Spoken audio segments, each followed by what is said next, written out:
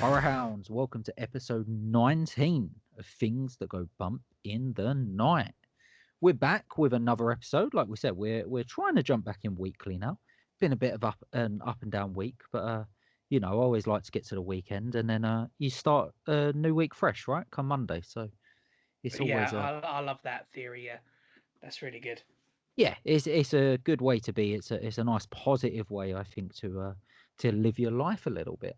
So we've got a few things to talk about today, and two of the stories we are going to get into. We're not going to jump in there, but two of the stories we are going to get to, kind of to do with Universal Monsters, so they kind of tie back to the classic horror podcast too, but in a very modern way. So yeah, we are going to get there. But what we are going to start with is the sad news, but we had to bring it up, of the passing of Oscar-winning legend Christopher Plummer. It was a good age, 91, but and he was still acting literally until the end, right? Yeah, I mean this completely passed me by. I didn't realize that he Right. passed Okay. away. When was it? Literally the other day, 2 days ago, Oh something like man, that. no, Yeah. So it's very completely recent, missed it. very, very, very recent. But he was working right up until the end. I think the most recent thing I saw him in was Knives Out, which was absolutely Same. fantastic. Yeah, Yeah, it's really good. And that then was he great, wasn't obviously, it? oh, it was really good. Yeah, I really, really enjoyed Knives Out. I really did. And probably most famous in recent years was he played. I'm not sure if it was the lead or it was a notable character though in All the Money in the World, the Ridley Scott film where Mm, he mm. replaced Kevin Spacey at the last minute. Where Yeah, I don't know yeah, if you remember, but they literally had filmed pretty much all yeah. of All his Kevin bits were Spacey's done, stuff. weren't they? Yeah, yeah, Yeah, it was done. It was ready to come out, and then they went back and reshot all the Kevin Spacey shots, but with Christopher Plummer. And yeah, I mean, crazy. And then he was nominated for an Oscar for that as well, becoming, I believe, that's it. That's the incredible. oldest Academy Award nominee in history. I think he was like 88 when he was nominated for All the Money in Yes, the yeah, World. he would have Yeah, been late 80s, wouldn't he? Yeah, absolutely incredible. And that's to like incredible. turn in an Oscar nominated performance at the last minute, that just shows the level of talent he was. It really, really does.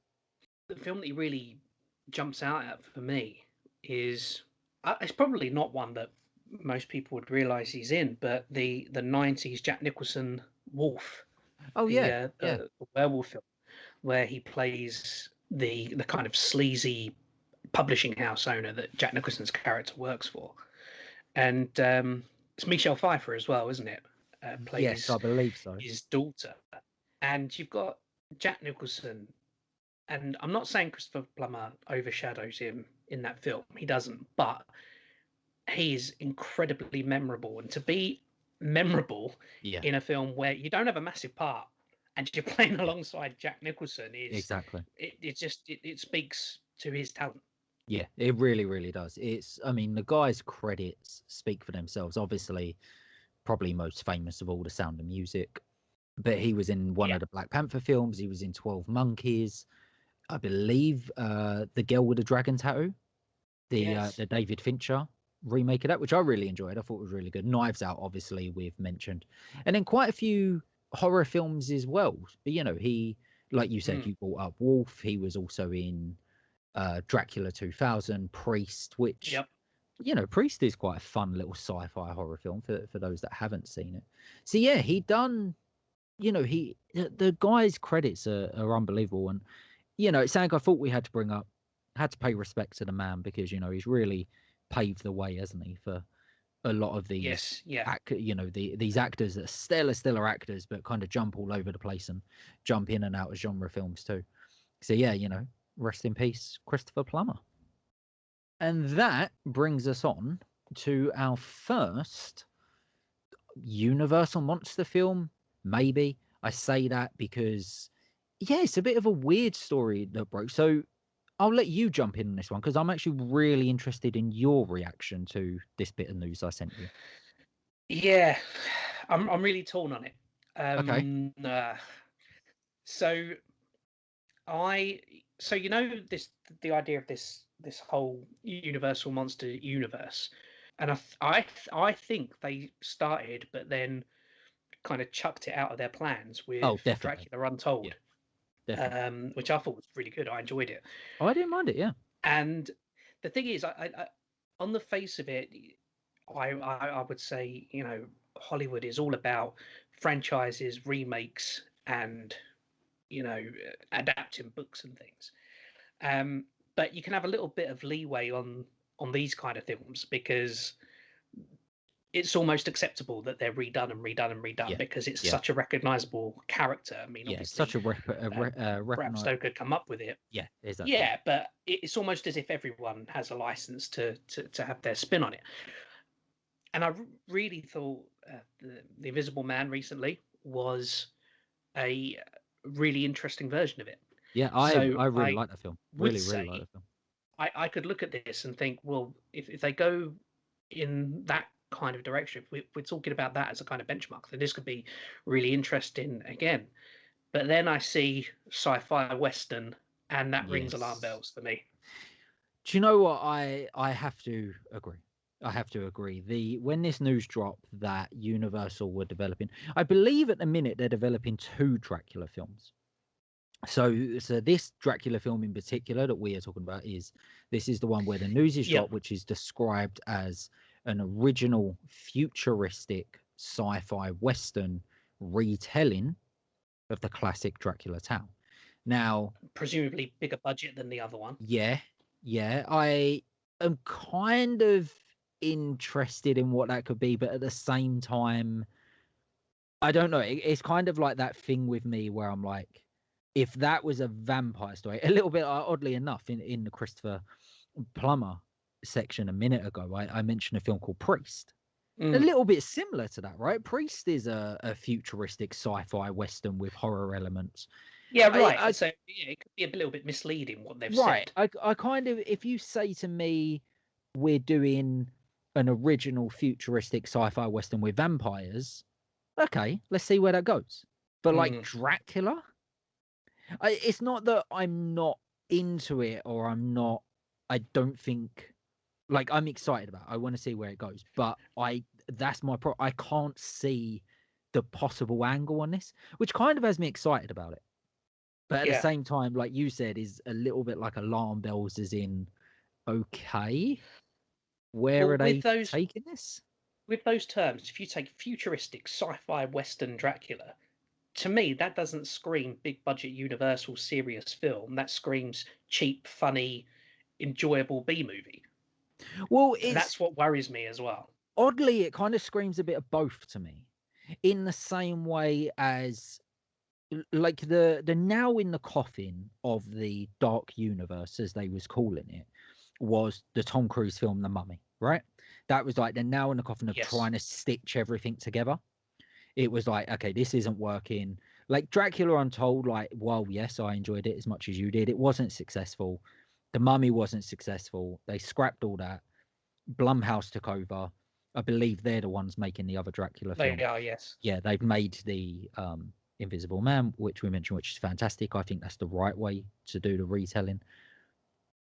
This, yeah, it does sound B movie, but at the same time, it kind of sounds a bit like the Tom Cruise version, where it's like it's the Mummy, but it's also this action chase heist type film, and it's like, okay, that's too much. Is it going to be too big? Because what I like about the Universal Monster stuff is, though back in the day when they were making those films, they were very grand, films with huge sets and a decent amount of money put into them.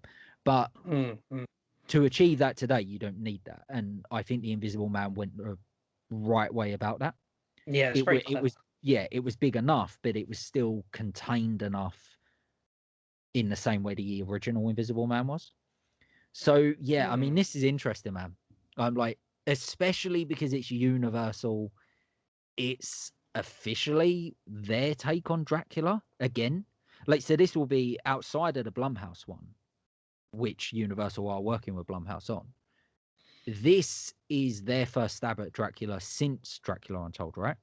Which again was like a Yes. complete different way of looking at that character, in that it went more to the legend of Vlad the Impaler than Dracula, and it Yeah. just kind of lent into that, didn't it? But yeah, man, like they're throwing this at it. Okay, Okay, is it going to stick? I mean, I don't. I mean, Yeah, definitely check it out, but it's I a don't it's a know. weird one, isn't it? It's just there's something there that's grating with me, and it's I don't know. I mean, to be fair, we know very little beyond that one little line of how it's being described. Yeah. But I'll reserve judgment till we know more. Yes, definitely. But interested, if a little bit skeptical. Like futuristic sci-fi western isn't something I would normally paint with Dracula, but hey, if you can make it work, yeah, make it work. Why the hell not? So then on to, we're moving away from Universal, but we are staying firmly in the monster category. And this is some other news that broke this week that actually has me very, very excited. And I have no idea. Do you know how to say the director's name? Don't know.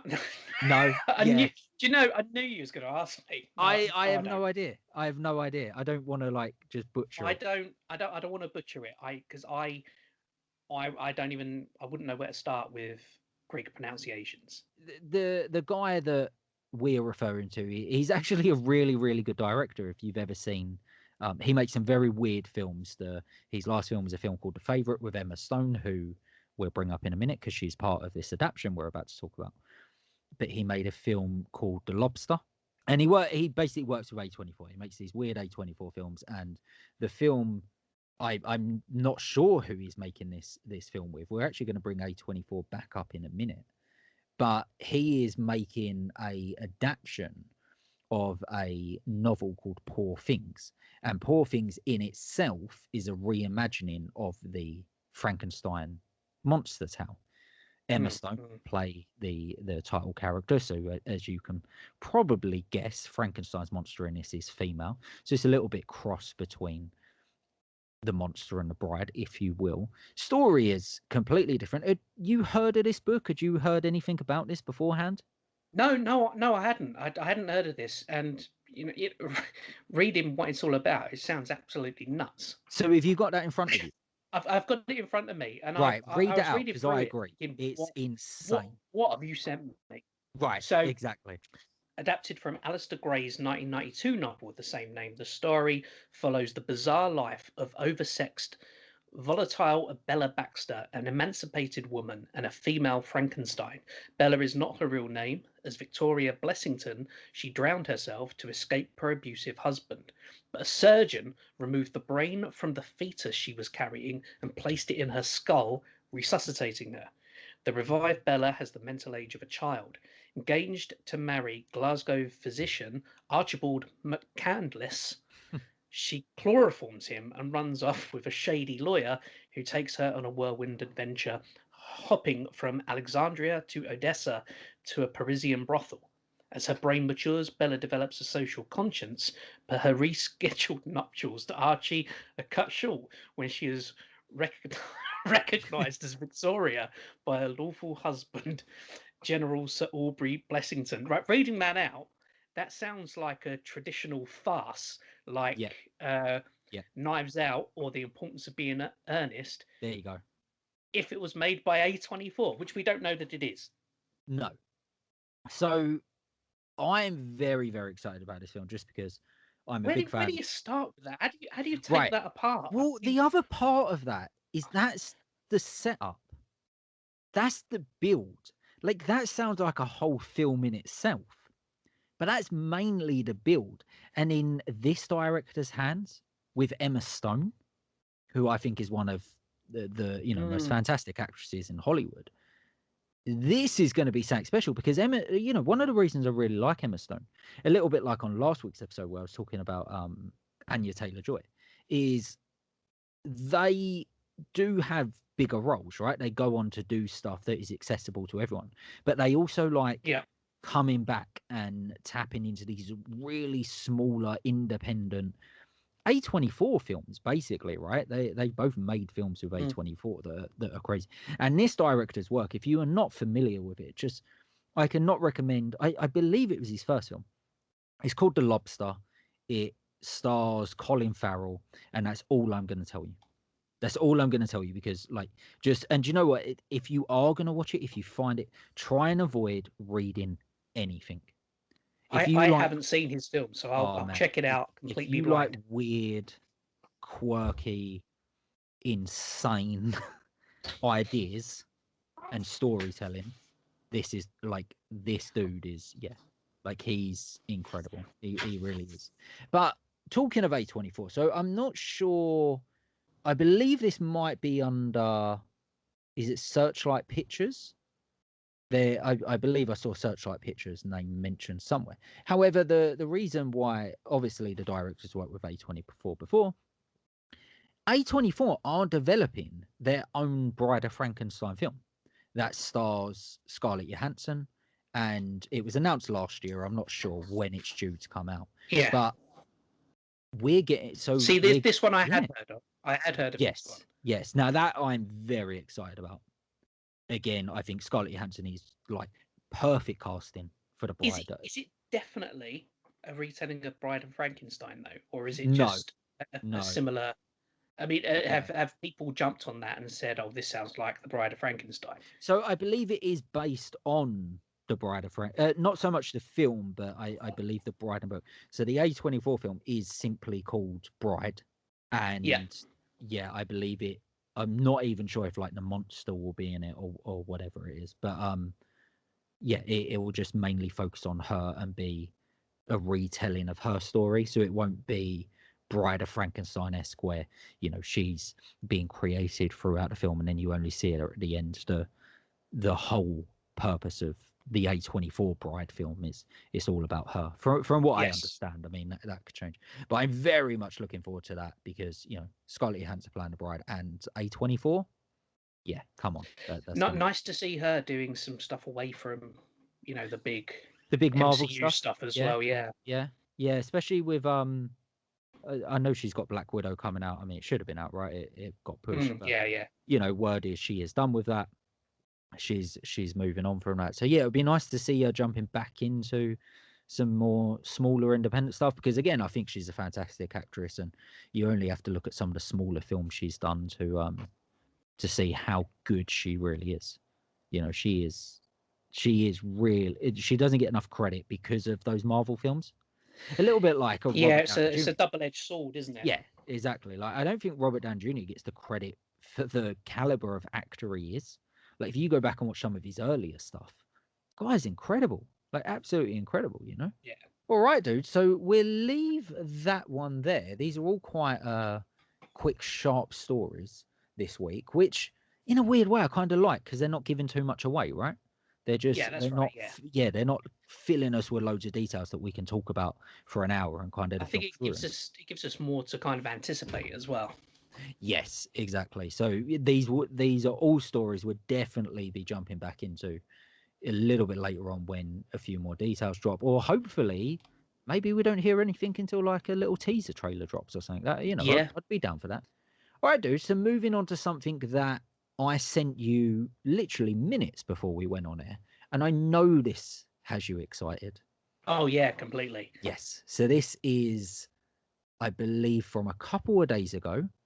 I took this article from Dread Central, and Sarah Paulson has promised that there will be a new season of Ratchet. It is going to happen. She confirms that Netflix is moving ahead on a second season. She doesn't know when it will start filming, but it is definitely going to happen. You're excited about that, right? I am completely. Yeah. In a strange way though, I would have been not happy, but I would have accepted it if there wasn't another one, because I felt, even though the first series ended on a little bit of a cliffhanger, it could have been the end as well. I Whereas completely you agree. use your imagination to carry it on. Yeah. It wasn't so much a cliffhanger that you're screaming, "We definitely need another series," but we were screaming for another series just because it was just so good. And Yeah. I'm so excited for this. I hope they don't ruin it. That's really No. pessimistic, isn't it? Yeah, I agree. I agree. No, I'm really excited about this, and we should also note that I can't remember who said, but someone said the other day that the new season of American Horror Story is literally days away from going into production. So obviously she's busy on that. She's back for that. And then, yeah, she'll be Yeah, she's turning her teased attention back on to that as this. well, hasn't she? Yeah, she has. Yeah. Yeah, But yeah, I can't wait for this. I think it's gonna be where really, do really you want to good. see this go? Where do you want to? So at the end of, so let's have a little But you recap. kind of What was the exact you ending?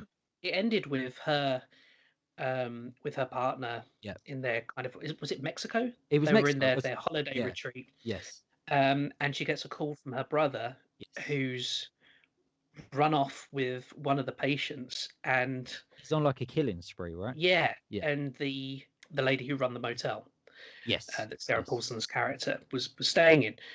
What I would like to see from that, because that trio was brilliant. I Oh, really hope yeah, they turn it fantastic. in kind of like a cross country killing spree from those Yes. three, and it's up to Mildred to track them down. Well, I could definitely see them going Bonnie and Clyde on that storyline. Yeah, And I yeah, could see it ending in like a blaze of glory as well, you know.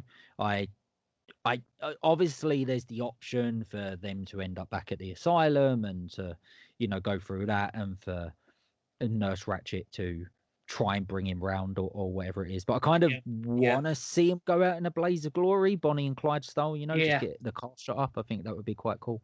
They need to know when to Yes. end it, don't they? When to Yes, They haven't been definitely. shy about killing off good characters though, That's very because I true. That's believe very true. Sharon Stone died in the first series, didn't she? Yes. Yes, she did. Yeah. Do you think in season 2 we'll start to see some of the characters from the film, or do you think they're not going there yet? Because we didn't I get don't. any of them, right? Yeah, In no, I don't think they will. I don't think they need to. I think it's strong enough without having that link. that tie back, yeah. Yeah, I mean, Yeah. I was interested in this. So one of the reasons why I was interested in the first place was because of the character that it's based on. Yes. And I can remember we discussed it at the time, and I did wonder if you was going to see it sort of end, if it was going to be like a one-shot series, with her with Jack Nicholson's character arriving. But I really don't think that it needs that now. That it's way strong enough to stand on its own 2 feet, and I think the further they move from that, the better. Yeah, I have to agree with you. And one thing I did notice in this press release on Dread Central, now I can't remember if way back when we first started talking about the first series, before it even dropped on Netflix and we were saying we're excited about it, I can't remember how those press releases build it up, but I'm quietly confident at least one or two of those press releases, they mentioned the film One Flew Over Cuckoo's Nest, right? They mentioned that it was based on the They did, character yeah. from the film.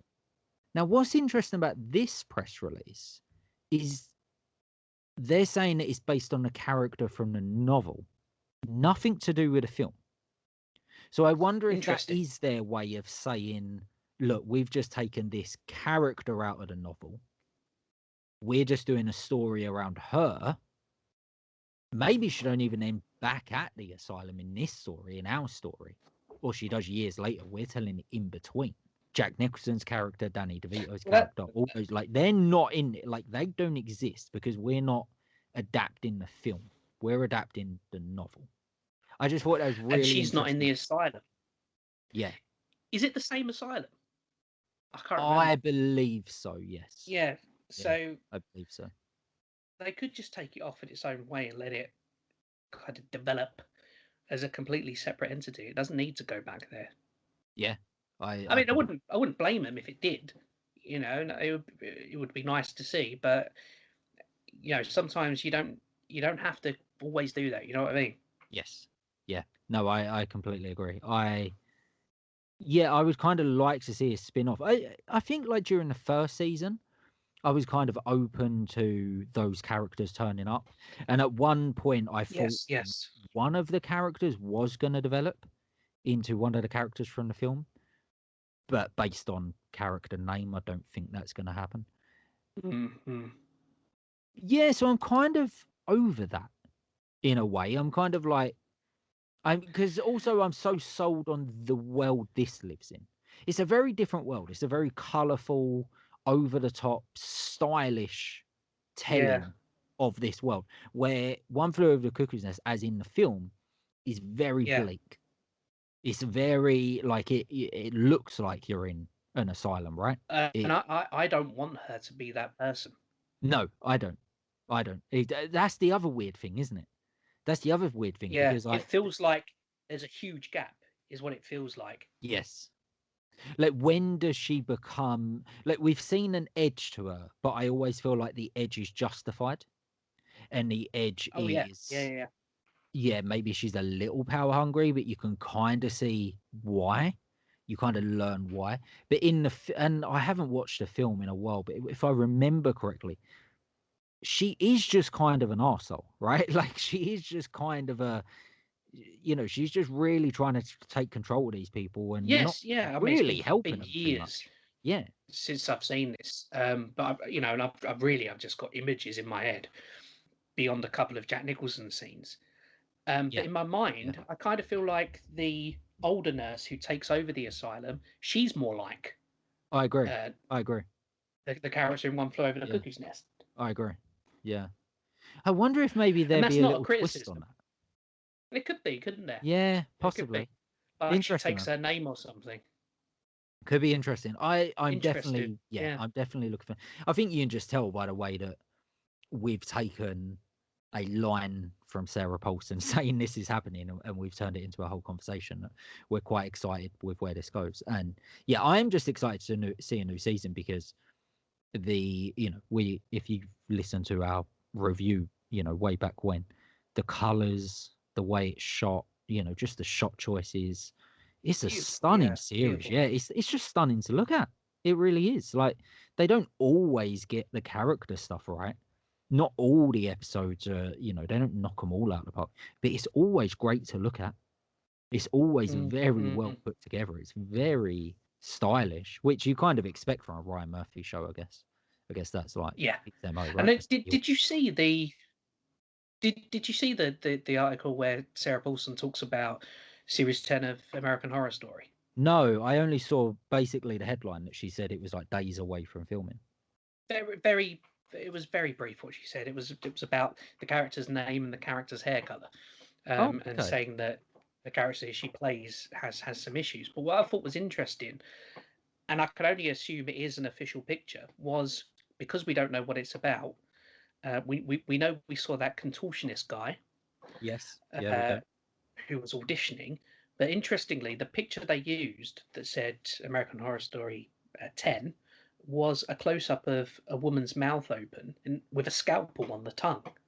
I thought that was quite Oh, interesting. Like, could it be something to do with plastic surgery? yeah, I can see that.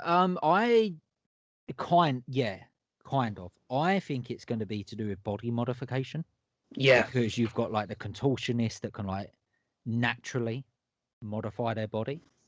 Then yeah. yeah, I reckon they might go down that road a I little can bit. already see him as something that's gone wrong.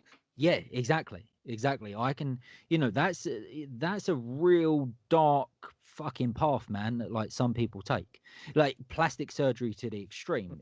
As in, I've always had this weird obsession with the characters from Escape from LA, the John Carpenter film, where Hmm. they've gone overboard on the plastic surgery. They've just like kept Yeah, trying to develop themselves and make so they've just turned themselves into these hideous monsters because yeah, they're addicted to the plastic surgery. And obviously there's stuff like that in real life, right? There's like some crazy yeah. Of documentaries out course. there Yeah, about what some people do, and one of the ones that always is stuck in my head is I think it's a Louis Theroux documentary where he talks about it's basically the quest for perfection, in yourself. And some people that is hitting the gym every day, some people it's self-care, whatever it is. But some people it's kind of just taking the shortcuts and having the plastic surgery. And there's this one yeah, guy that just the most haunting image, really. He's obviously suffering with something and he's obviously addicted to the surgery. But instead of going to the gym to work up biceps, he gets implants for his biceps. And instead of yeah. going to the gym And to didn't work didn't up he his have chest, ab ones? yeah, He had he like gets chest implants, yeah. ab I implants, remember that one. butt Mm. implants, leg implant, the muscles in your legs, and he has implants for like every muscle to make it look like. But the problem is, there's that like shot where he takes his shirt off. It doesn't look real. Like none of that Yes. looks real. Yeah. It's crazy, like how I don't know. It's very fascinating to me what they see when they look in the mirror, and Yeah.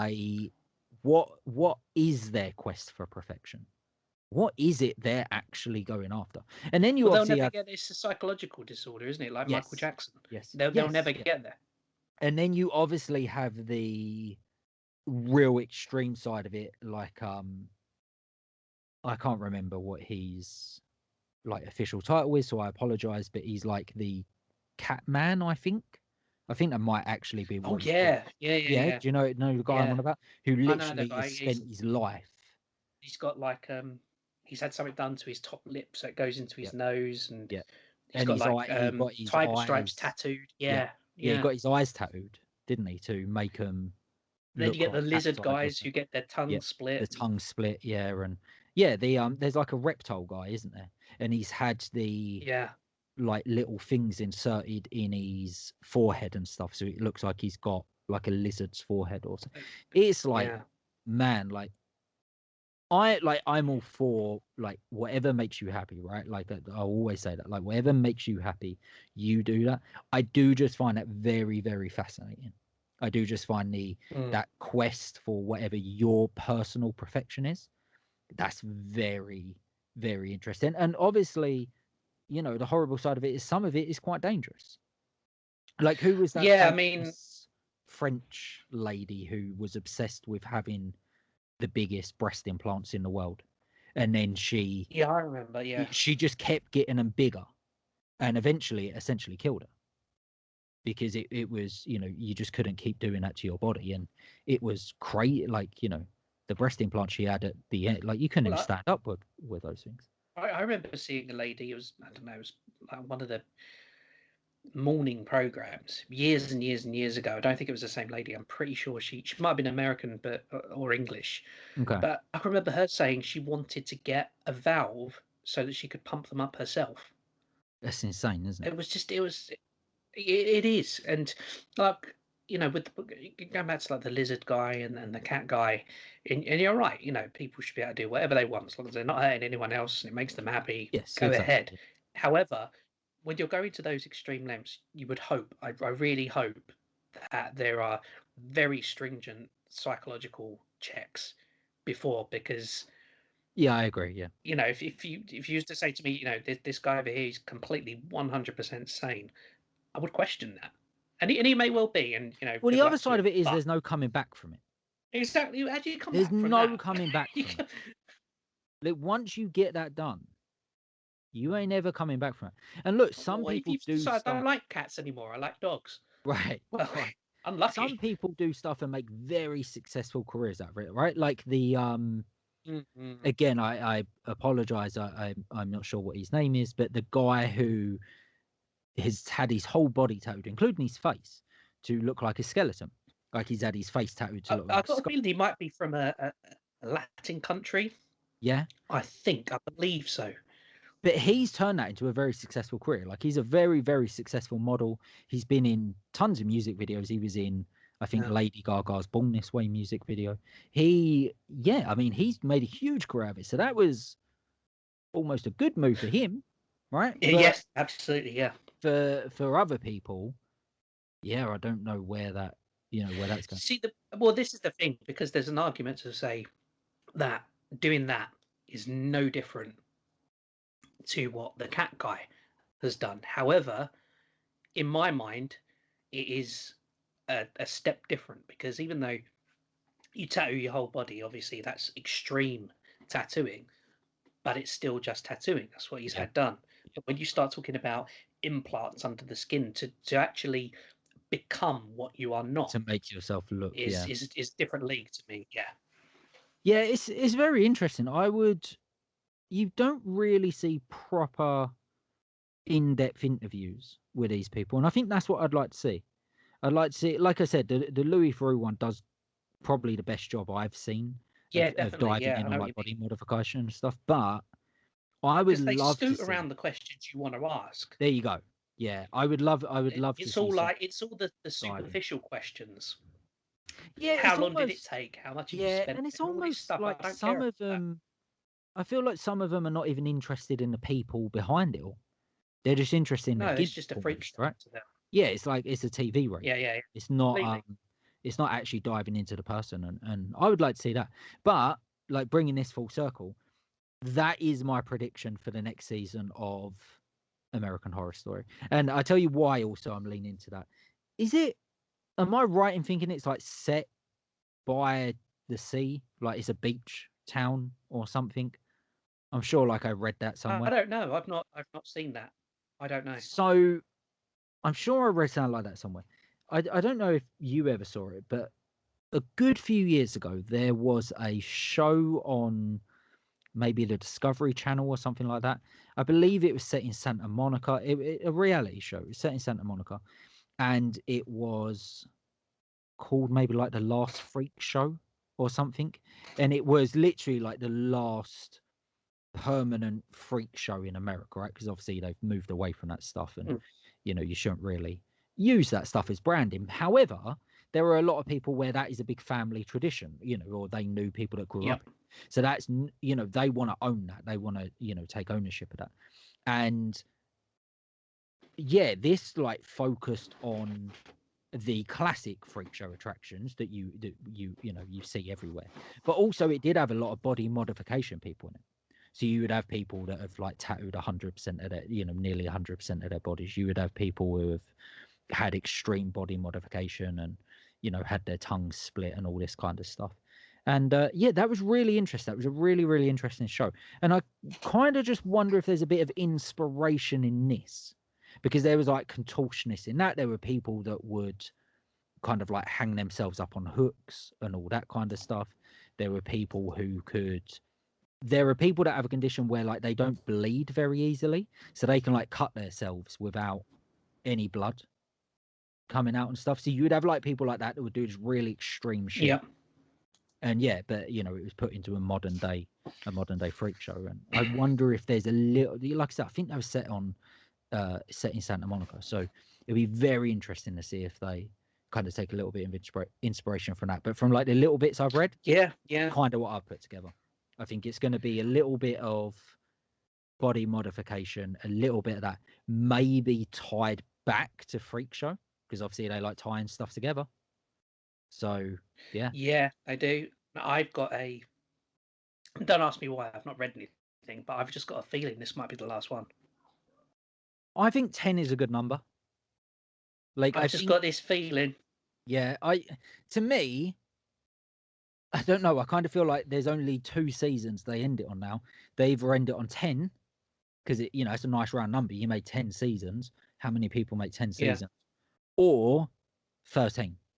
Yeah. Just because it's the perfect American Horror Story number. 13 Yep. is that's the one we're going out on. 13 And seasons of American Horror Story. it could even be the title of the series as well. Yeah, exactly. It's just like all based around, maybe the number 13 or Yeah. something. Yeah, I could really see him doing something like that. I think that would be really cool. But yeah, man, excited to see where both that goes, Ratchet and I American mean, Horror Story. that said, with American Horror Story, I haven't seen 9 yet, No, I haven't, because it hasn't dropped on which is Netflix yet. which is the no. I mean, and what's stopping them? Just get it Yeah, I on know. there. Just get it on there. I will get it watched. Yeah, I know. The only thing that may be stopping them, I wonder, is American Horror Story FX in America? It is, isn't it? I believe so. And FX is now owned by Disney. So I wonder if Yeah. Disney are waiting for like Netflix or whoever to give the rights up. And then because obviously What is Disney? well, yeah, because they're launching a new part of Disney Plus called Star, which is all adult content. Oh, I see. Yeah, so like Right. later Yeah. this month, I don't know, in America it might already be part of it. I think it is actually. But at the end of February in the UK, Disney Plus will have a new section called Star, and that's going to be all the adult content from Fox and stuff, and like a lot of legacy content. So you're going to have the X-Files on there, Buffy, Angel, Desperate Housewives, all like legacy TV shows that are more adult, that are not associated with Disney. But you're when also it going to have, runs out. you're also going to have like the Deadpool films and stuff like that. They're going to be part of this star section on Disney Plus. So I wonder if they're going to start moving a lot of the FX stuff over there as well, because obviously, if you remember back to that Disney investor call a few weeks ago or a month ago, or whenever it was, Yes, FX yeah, was a part of that presentation. They were saying about the Alien TV series, yes, which is FX. They were saying about another TV show, but it was like a very adult TV show. So Disney do have a focus on FX. There's no two ways about it. They definitely have a focus on, and I can't see why they wouldn't want those popular shows, especially something like American Horror Story, on their platform. Especially if now you have a section for adult content. yeah. I mean, it's a no-brainer, isn't it? I Yeah. mean, why wouldn't Yeah. they? If it reverts back to them, then why Yeah, I wouldn't they mean, well, show it that's what they done themselves? with like the Marvel films and everything. They like stopped licensing them out to Netflix, and then they just waited for the licensings to end, and they didn't let Netflix renew anything. So that's why Netflix had to stop all of its Marvel Yeah. stuff, because they were like, well, we've got our own service now. All right, sir. So that brings us to everyone's favorite section of the show. We didn't have one of these last week, so we're doing our top 5 of 2021. But I'm of course talking about the creepy link of the week. I am in love with what you sent me this week. I'm going to let Excellent. you intro it, and then we'll get into our thoughts. But yeah, tell everyone what the creepy link is. This is a reimagining of Harry Potter as if it was a horror film. This particular one takes the last two films and redoes a trailer for it as if it was a horror film. And there's lots out there, lots of different ones. But there's a very specific reason why I chose this one particularly. Before I let you know what that was, what did you make of it, Scott? I adored this. So for those that don't know, I'm a huge Harry Potter fan, and one of the See, I things didn't know that. I didn't know. so I'm a massive Harry Potter fan, and one of the things I've always loved about Harry Potter is how dark it gets towards the end. Like as the Mm, one of the things I've always kind of admired about it, as I was kind of the same age, maybe a little bit older than like the kids are in the books and in the films as they're growing up, right? yeah. So it's kind of like you're growing up with them, and as you're growing up, as you're getting into more adult stuff, so do the films. Like the films don't really stay kids films. Like there's a real argument to be said that the last like two, especially maybe the last three, they're not really kid films. They're pretty dark. No, Like there's no, some they're not. dark stuff No. that happens in them. And I've always thought that a little bit like with Star Wars, and we done one of these with Star Wars, didn't we? The Alien Star Wars film. Yes. I've Yeah. always thought there was real room for a horror based series, maybe a horror based film, like a little spin off.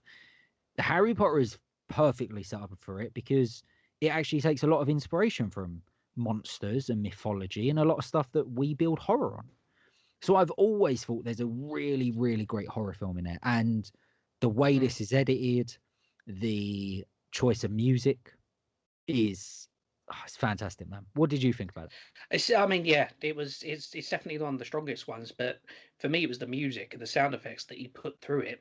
Yes. It Yes. reminded me of an A24 film. I know we Oh, talk definitely. about them Definitely. all the time, but the shot where I think it's the professor who does the premonitions when she's being suspended on Voldemort's table and kind of coming towards the camera, they cut that in between different bits Yes. Yeah. with the sound effects, and it looks fantastic. The It's sound so good. is wonderful, And and the shot choices as well, like the shot choices of it you Voldemort, know they're it just so I forgot perfect. how scary some of those things were, Yeah. like where the old lady turns into the snake, and Yeah. I don't know Oh if it's man. that scary without all the music in, and it puts me in mind of John Carpenter saying that Halloween is as scary as it is because of the soundtrack It that definitely is, they but like created there's for it. stuff in like I said, there's some dark stuff in those last two Harry Potter films, and it like some of it is creepy as hell. Like where the teacher is being levitated over the table, and you've Mm, got the snake yeah, Nagini just underneath, and then you yeah. don't. You kind of see it in the trailer. They cut away a little bit in this trailer you sent me, but in the film, obviously Nagini, Voldemort gives Nagini permission to eat the teacher and Yeah. to kill the teacher, and it's just insane. Like, it's just so, again, for a kids film, you're like, wow. But with that music, the way it's cut together, and also those films look like horror films. The way they're shot look like horror films. They're dark.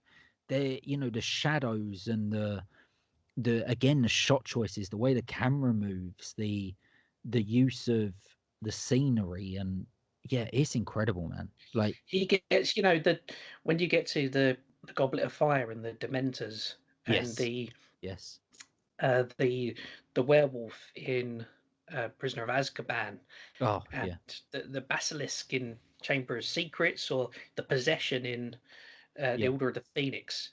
There's some very, very dark things in there. There's some very dark stuff. Prisoner of Azkaban is the real turning point for, like, that's the third film in the franchise, and it Yeah, completely it's probably changes my it. favorite as well. I Oh, really like. definitely, it completely changed it, and because the change of director, like the first two were directed by Christopher Columbus, who most well known for Home Alone and Mrs. Doubtfire and Yeah, stuff like that. So, this is a guy who, family favorites. So right, an obvious exactly, choice if you want to start off your right, franchise. exactly. And if you actually, if like over Christmas, me and my girlfriend always watch all the Harry Potter films, right? She's an even bigger fan than I am.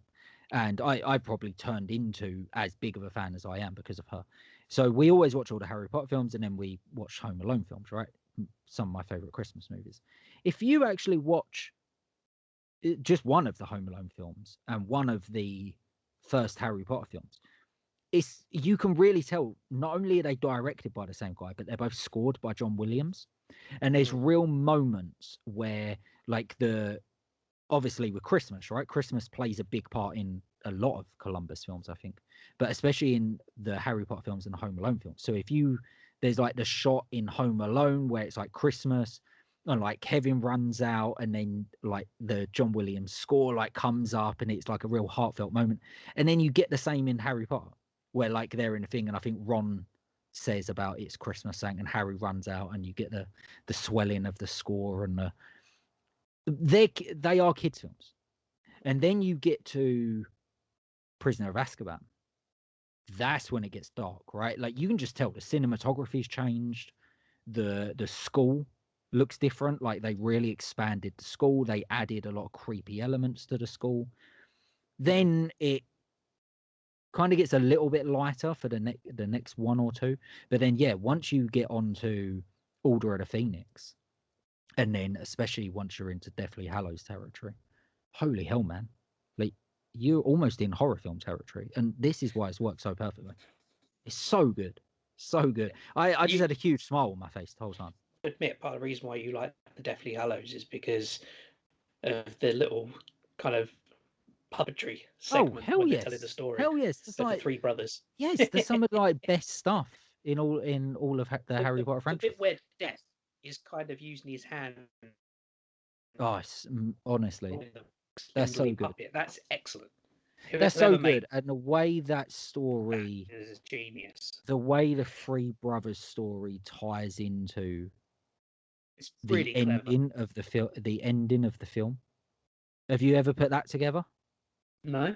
So basically, like, what they tell you in the story of the Three Brothers is exactly how the Harry Potter saga ends, right? So the you have the brother who wants the Elder Wand and essentially dies of power, and that's Voldemort.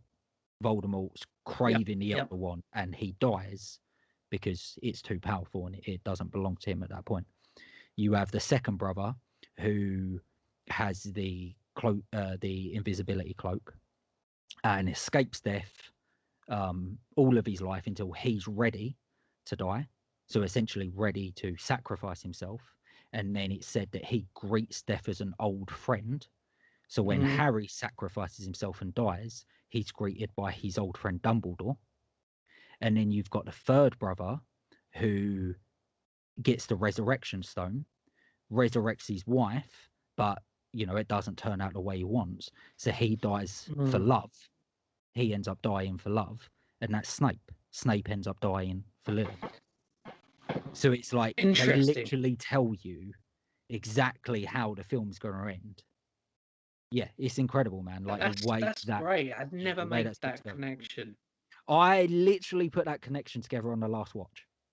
Yeah, I literally put that together. Yeah. Really smart. Yeah. Yeah, it's incredible storytelling. It really is. But again, it's quite dark. It's quite adult. Like I don't think kids are getting that. You know, like if a kid's getting that, like, that's a hell of a kid. Like you know, they're seeing stuff that most people are not seeing. But yeah, this honestly, dude, I'm so happy you sent this to me. It's just so good. It's so really yeah, it's edited so well. Like if and they literally dropped ultimately, this as a trailer, you wouldn't bat an eyelid, right? If Warner Bros dropped a trailer, yeah, you'd yeah, think yeah, that you'd think this yeah. was real. And I think that's kind of the difference between this and some other fan stuff. Is like some other fan stuff, you're, oh, it's cool, but I can kind of tell it like it was made by a fan.